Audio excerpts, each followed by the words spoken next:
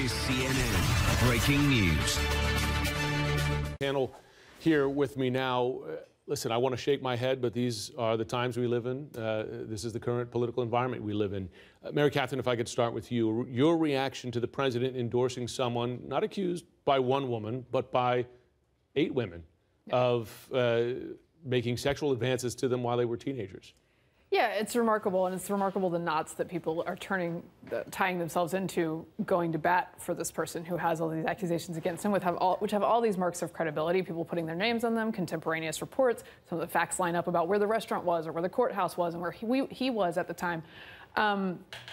It is remarkable to me that people will go to these links, particularly when this wasn't even Trump's guy, by the way. He could have one of his favorite moments, which is an I told you so moment about Luther Strange, but he's chosen not to do that, instead to go to bat for this guy. And we have a watershed moment for people speaking out about these things, but we also have increased political tribalism at the same time. And we will see which one wins out in this race, and I'm afraid it's probably going to be political tribalism. Rebecca and Neera, I want to give you both a chance to respond. Rebecca. Well, I have to say that I am a little less shocked to see the president come out and endorse Roy Moore today. It wasn't a full-throated endorsement. He's not yet on the campaign trail for Roy Moore. That's maybe the next endorsement. But I think you have to consider a few things here. First of all, that Donald Trump has never cast himself as sort of a moral leader on issues like this. He is a pragmatist. He cares about himself personally, politically. He's not someone who's going to stick his neck out on an issue like this if there's any sort of risk to him personally or politically.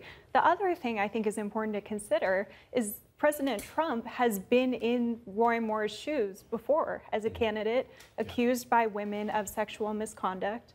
And he denied it. He said the women were lying. The White House today still, that is their official position, that those women were lying. So certainly there's also sort of a personal relation that Donald Trump has to Roy Moore right now. You can certainly imagine that he sympathizes to some extent with the situation he's in. Neera.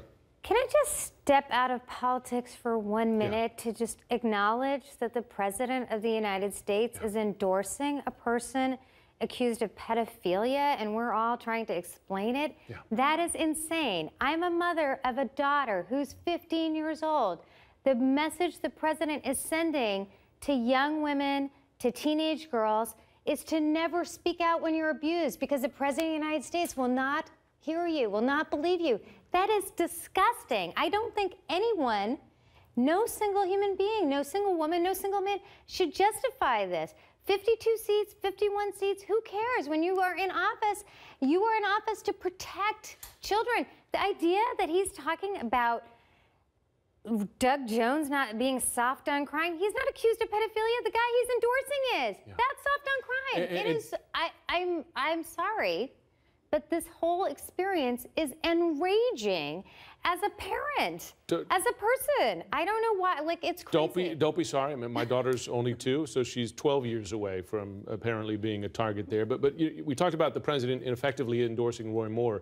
He explicitly endorses Roy Moore's denial over the accounts of the women, right? The president, you heard the president say repeatedly, he denies it, and then he said he totally denies it, as if to qualify it with greater credibility because he totally denies it. But that's the president saying, I accept Roy Moore's account over 8 or 9 women. Right. Again, you have to think back to how Donald Trump handled this as a candidate, and certainly that is informing how he views this race unfolding. And it's unacceptable. It's unacceptable. He gave himself the benefit of the doubt. He wanted voters to give him the benefit of the doubt. He's giving Roy Moore the benefit of the doubt here as well. I share your rage, Neera. I do not share the surprise, because politics is a disgusting business, and it's been full of disgusting people for a long time. And I've been enraged by the Clintons, and I've been enraged by Bill Clinton in particular and accusations against him. I've been enraged by Ted Kennedy, who has one of the worst records with women, and John Kennedy as well, for that matter. And the point is,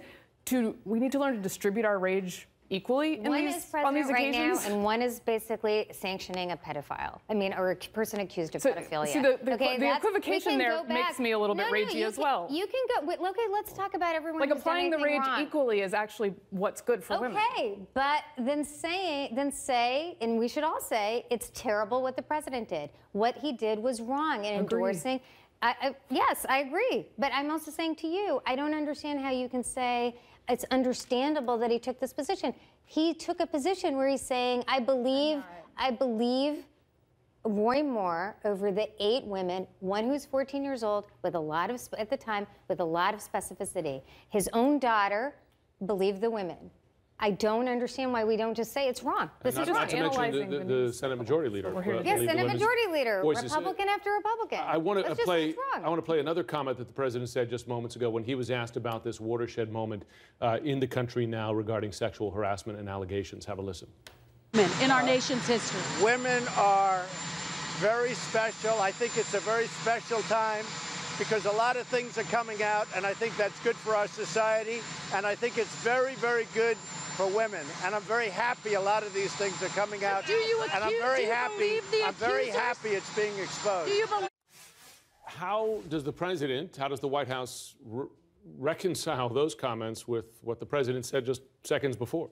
They don't, because he constantly says things that he contradicts himself, and this is who he is. It's on full display right there. I just, what's beyond the pale, though, right? I mean, we ask this question repeatedly, and I'm not talking specifically about the president. He's not accused here. It's an Alabama Senate candidate. But what is, you talked earlier, and this is true. This is a politically tribal moment in this country. I mean, a ham sandwich could beat a Democrat. People will vote for anything. Many people will vote for any candidate of their party against anything else, right? Anybody, it seems. But is there nothing beyond the pale then? I guess what I'd say is I actually think why the president is taking this action is probably the White House has seen polling itself in which Roy Moore, like the good people of Alabama, enough people are saying enough. So that's what they're fighting, right? They're trying to invoke the tribalism against the decency of people who say pedophilia is too much for me. That's what's particularly disgusting about this whole situation, because I'm sure he's taking action that he was not taking for the last couple of weeks, hoping that Roy Moore would write it out, and he sees that he won't without his help, so he's throwing a lifeline to this person. And ordinarily, like, Roy Moore was probably losing, and the Donald Trump may make the difference. But I hope the people of Alabama and the women of Alabama will look at what's happening and say, here's the line of decency, and I'm not crossing it. Was this, who do you think made this decision? Rebecca, Mary Catherine, was this the president's decision? Because there was some reporting in the advance of this that he was being counseled by, whether it was Kellyanne or Steve Bannon, that he shouldn't explicitly criticize Roy Moore. What are you hearing? Was this the president's own choice? Well, what I will say is that the president is certainly aware, Jim, that his base, his political base, is still largely with Roy Moore in Alabama. Now, that might not be consistent across all states, but he does have to consider in this case, or he is considering in this case, what is good for him politically. And I reported earlier, or last week rather, that Steve Bannon has been still engaging with influential people on the conservative side, including Sean Hannity, trying to at least tone down the criticism on the right of Roy Moore in the public sphere, trying to, as you said, throw him that lifeline. And I think the president is listening to that as well, recognizing that there is conservative support for Roy Moore, and he doesn't want to shoot himself in the foot politically when his approval ratings are already so low, and he's already suffering so much. He endorsed Luther Strange. That's what's also weird about this. Like, can I just say, in the primary, he endorsed Luther Strange, the person he backed. You were right. He could have just said, like, I have nothing to do with this because I endorsed the other guy. In fact, when he endorsed Luther Strange, he said, I'm endorsing Luther Strange because I think Roy Moore could lose. Right. Roy Moore could lose without him doing anything. This is CNN Breaking News. Joining me now is the former head of the CIA, NSA, retired 4-star General Michael Hayden. General Hayden, thanks very much for joining us. Looking at Russia and Syria and the U.S., has the Trump administration, I think you might fairly say, with the Obama administration before it and its moves, has the U.S. effectively ceded Syria to Russia?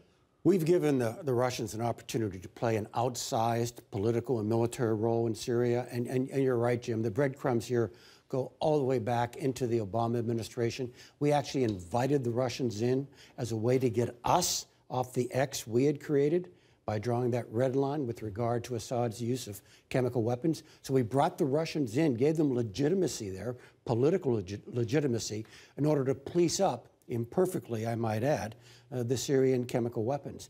And then, just a little more than 2 years ago, the Russians intervened in force in Syria and literally changed the geometry of the battlefield there.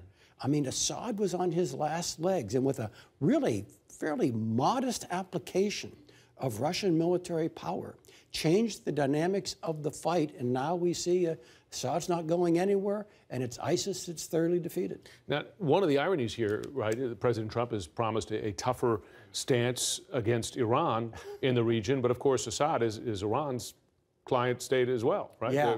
Protector status. If you look at who's winning here, all right, what you've got are the rump Syria, the Alawite officered army. You've got Hezbollah, you've got the Iranians being supported by Russian air power. And here's the dark story, Jim. Drafting, in the race car sense of the word, drafting on American combat power in Raqqa and the Euphrates River Valley to expand the area of control of what I was always thinking would be a rump Syria, making that much larger than I ever imagined it would be, and then allowing the Iranians to create a land bridge to allow them to move between Tehran and Beirut uninterrupted. And you're saying, in effect, that Russian forces, Syrian forces, Iranian forces who are working together, they're fighting together there, are using American air power to their advantage? What they are doing is taking advantage of the defeat that we are imposing on ISIS, Raqqa, the Euphrates River Valley. I don't think we are coordinating fire and movement here. No, not coordination, but taking advantage, but right? at the strategic level, they're taking advantage of that. And frankly, Jim, that's because somewhat from the Obama administration, certainly in the Trump administration, we have been laser focused. We are there to defeat ISIS and only to defeat ISIS. And you haven't seen an American talk in any serious way of what a post-ISIS Syria or region would look like. Now, the president will often say, and they said in their statement today, about that the U.S. and Russia can cooperate against ISIS in Syria. Is there any actual evidence of that? Yeah, for the longest time, Russia wasn't fighting ISIS at all, although the candidate Trump and then President Trump was saying Russia is fighting ISIS. No, they weren't. Russia was helping Assad work against the Syrian opposition, which was geographically threatened the Assad regime. ISIS was more distant. ISIS was more out to the east. Now, as time gone by, we have seen the Russians a bit more active, as I've suggested here. But fundamentally, the military defeat of ISIS was done by American arms with largely Kurdish allies in the eastern part of Syria. Let me ask you about North Korea now. Yesterday, the Trump administration put North Korea on the terror sponsor list, which brings with it penalties and so on. They've also announced some new economic sanctions today, although North Korea pretty well sanctioned to this point. In your view, are these measures meaningful? Yeah, they're all good. I mean, they're amping up the pressure. None of these are a step function. All right, we're on a curve here, and it's increasing the pressure on the North Koreans. I think designating them as state sponsor of terror gives us some additional tools for secondary sanctions, that we can actually interfere in the banking system of those who would dare bank with the North Korean regime. And so, yeah, it's good, but sanctions are slow moving. Sanctions are like rust, not like an explosion. It takes a long time to get you where you want to be. Final question. It's been 60 days since North Korea has carried out a provocative act, missile test, etc. Is that a hopeful silence in your view? I would like to think it's hopeful, but I actually today went back and checked the math. In terms of missile testing, we're kind of out of season for the North Koreans. They've occasionally taken a shot during the winter months, but mostly they don't. Nuclear tests, they've actually done a third of them during the winter time. So there may be some political calculations here as well as just the weather. Okay, so keep ourselves braced. Michael Hayden, thanks very much as always. And we're back with our Conflict of Interest Watch series. Newly released records show that President Trump has granted more than a dozen ethics waivers to White House staff. These waivers exempt several top aides from ethics rules imposed by the administration, despite the president's promise to drain the swamp and curb lobbyist influence in Washington. Let's bring in CNN's Christina Alessi. And Christina, one of these waivers seems to apply to Chief Strategist Steve Bannon. That's right, Jake. While it doesn't mention him specifically, it's pretty clear that it helps Bannon get around a potential ethical violation. Why? Because the waiver allows White House aides to communicate with news organizations, even if they involve a former employer or a former client.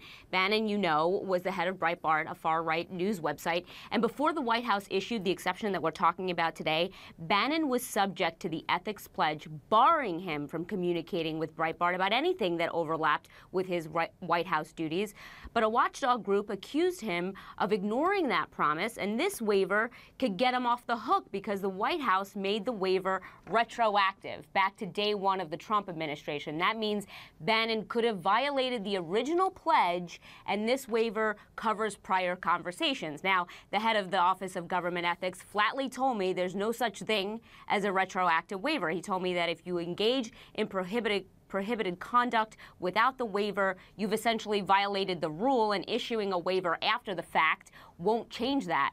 Look, the focus on Bannon, as you pointed out, is key here because ethics experts are worried he's using Breitbart as a tool to advance his own interests and to perhaps hurt his political foes. Jake? Interesting, because a lot of those political foes are his colleagues at the White House, rivals for the president's influence like Reince Priebus and Jared Kushner. But tell me more about this retroactive waiver thing. There's no such thing. So if there's no such thing as a retroactive waiver, who can hold the White House accountable? No one. The ethics office can investigate or prosecute. This is a perfect example of the White House changing the rules as it plays the game, and there's no referee. For its part, the White House says it hasn't violated any ethics rules by issuing this retroactive waiver. It says, quote, those who received waivers are in compliance with their ethical obligations. And there's more to come on this story, Jake. Next week, the OG will release waivers granted to people working in federal agencies outside the White House. And we'll have to see what those say, but we're going to be going through them quite carefully. Jake? All right, Christina Leshy, thank you so much. We're back with our regular series, Conflict of Interest Watch, and a new cloud of scrutiny hovering over Jared Kushner's family's business. Republican Senator Chuck Grassley, chairman of the Senate Judiciary Committee, is calling for a review of, quote, potentially fraudulent statements and misrepresentations. In his letter, Grassley does not name the Kushner companies, but he does mention a Chinese company working to attract investors for a Kushner real estate project in New Jersey. Let's bring in CNN's Christina Alessi to help figure this out for us. Christina, how serious are the allegations for the Kushner family? Well, the optics aren't good. They're straight up bad. The Kushner family's business is now associated with a Chinese company that a Republican senator once investigated for fraud. Here's the background. Kushner companies worked with this Chinese firm to pitch EB-5 visas to local investors for an apartment complex in New Jersey. Now, as you and I have discussed, this visa program gives foreign investors a pathway to U.S. residency if they commit $500,000 to a job-creating project. But Senator Grassley says the Chinese company called Chowai may have gone too far in the pitch. In his letter, he cites reports that Chowai falsely told investors that the Kushner development is a safer investment versus others just like it because of the Kushner's proximity to the Trump administration.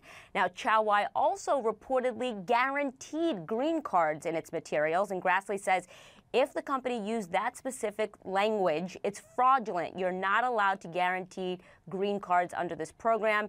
Now he's asking two government agencies to investigate: Homeland Security, which oversees EB-5 visas, and the SEC, which polices how financial companies market products to investors. Now, to be clear, as you said, Grassley never mentions Kushner companies in this letter to these agencies, but Jared Kushner's family took a lot of heat for attending these pitches in China, especially when Jared's sister name-dropped her brother at one of the presentations. And this story comes at a time when Jared is under increased scrutiny tied to the Russia investigation. Jake? Is the Kushner family still working with this Chinese business partner under this cloud? That's a great question. It's unclear. I asked the Kushner companies today, and it declined to comment. Now, Jared officially, as you know, stepped down from the business, and he's in the process of divesting himself from controversial projects like the apartment building in New Jersey.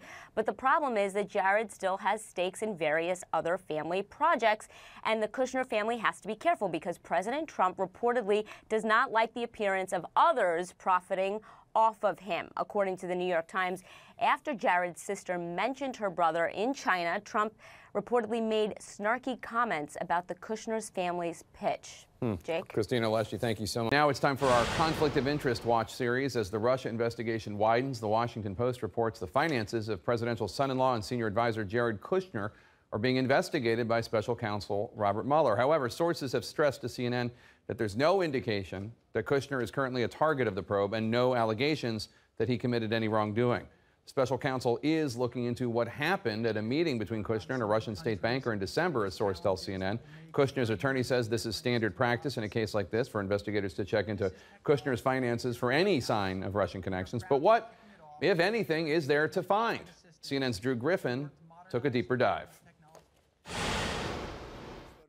His unofficial nickname at the White House is Secretary of Everything, but another nickname for Jared Kushner could just be the landlord of everyone.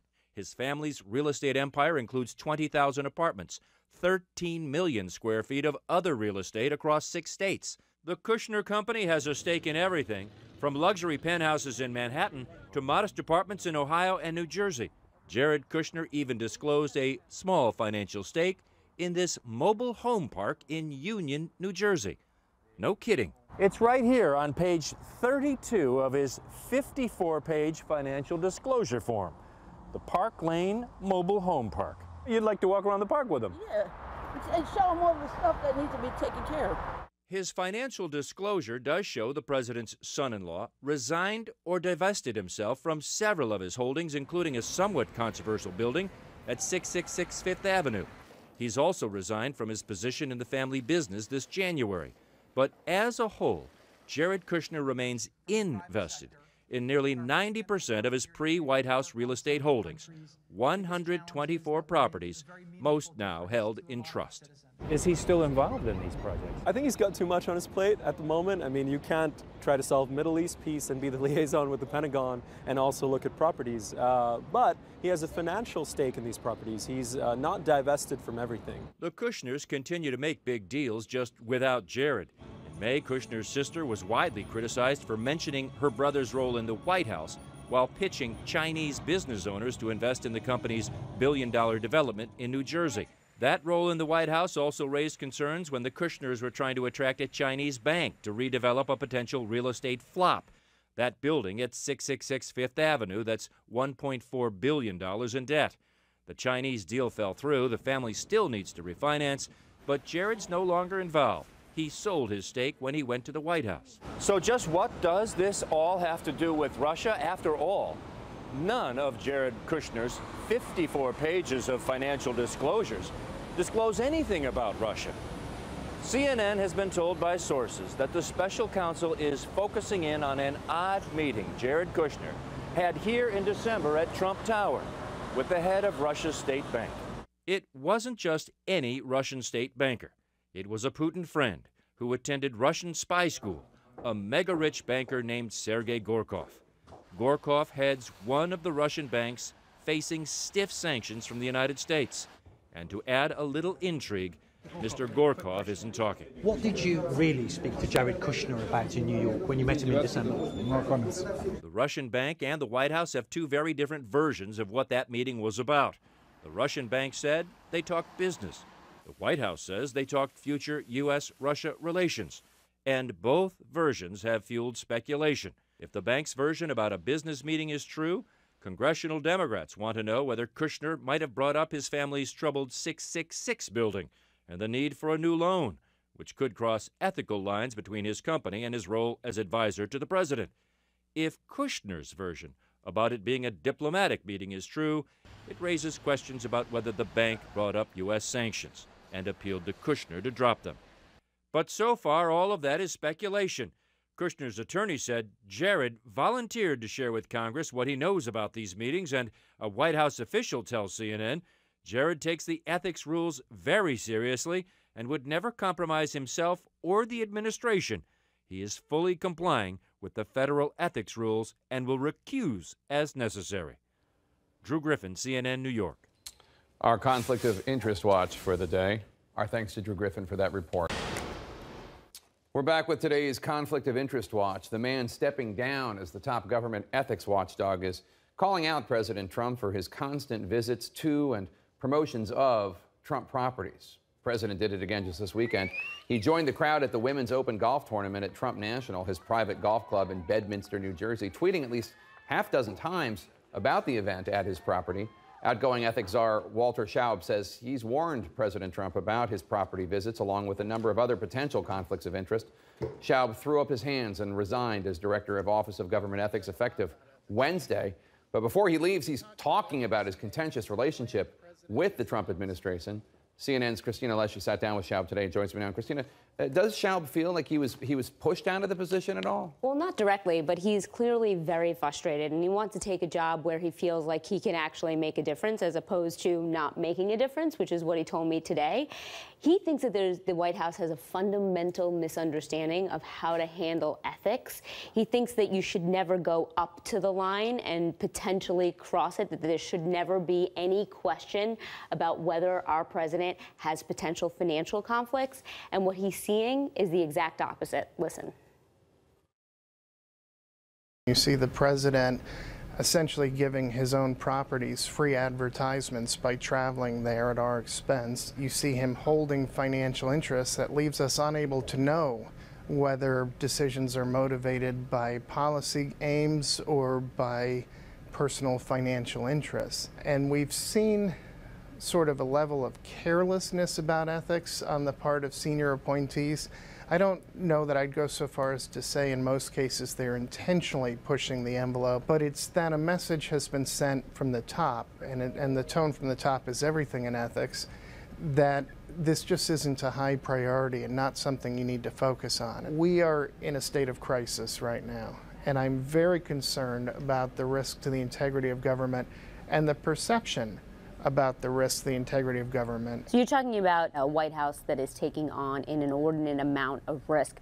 But how do we know, and how do you know, that it's actually not breaking the law or committing any violations? Well, we can't know, and that's always a problem with an ethics program because it's hard to detect violations and it's really hard to be able to prove them even if you do. The question of whether they're illegal or not, and there are some who shrug this all off and say, well, if it's not illegal, it's fine.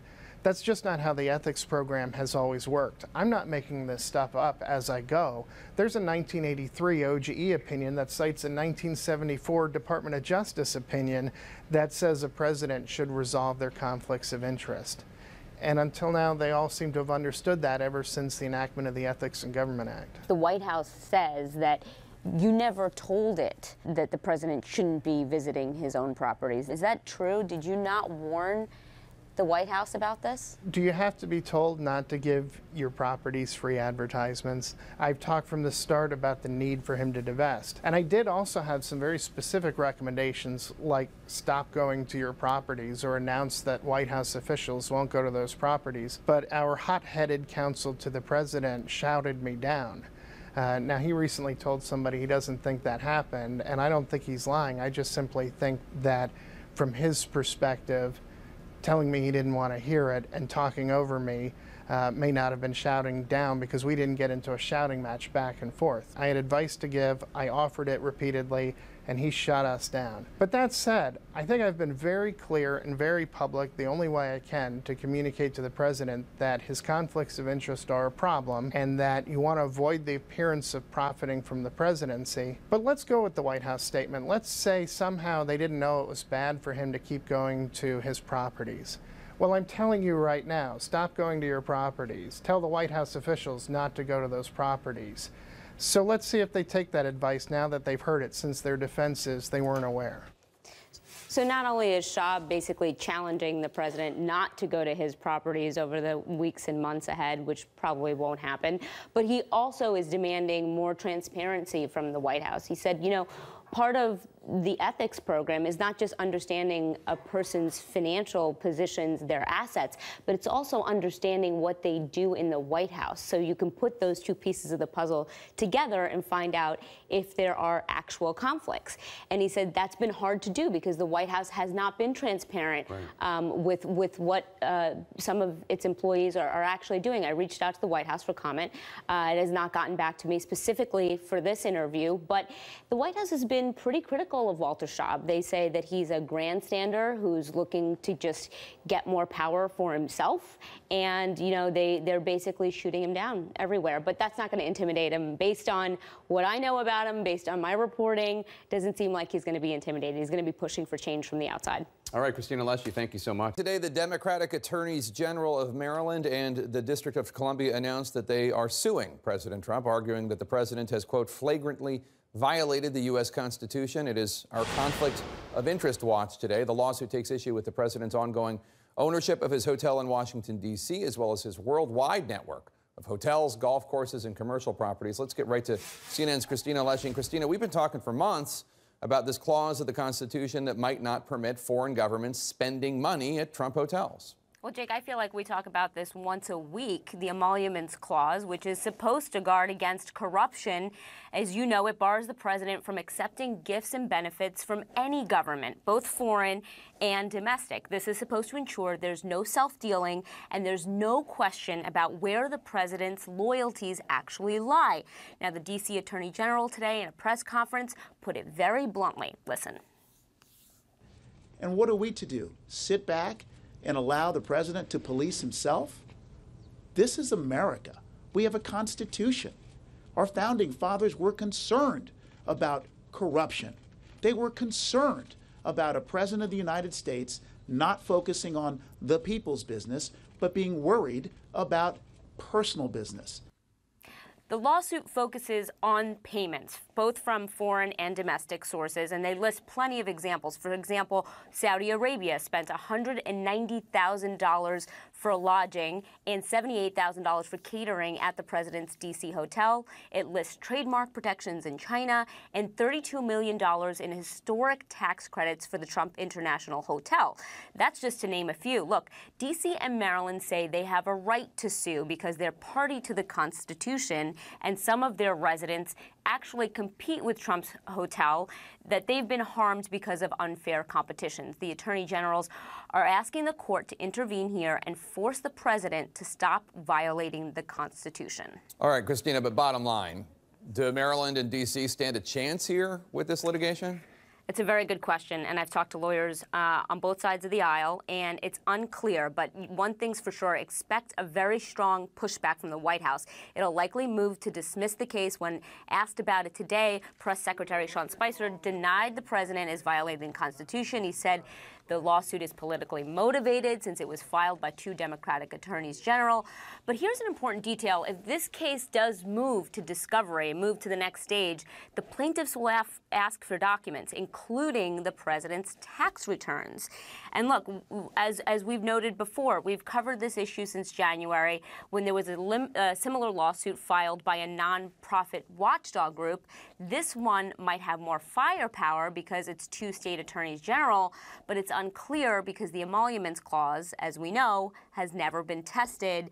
But Jake, here's the thing also that I'm hearing. This is not the end of the lawsuits. More are coming on this issue. Christina Lesching, thank you so much.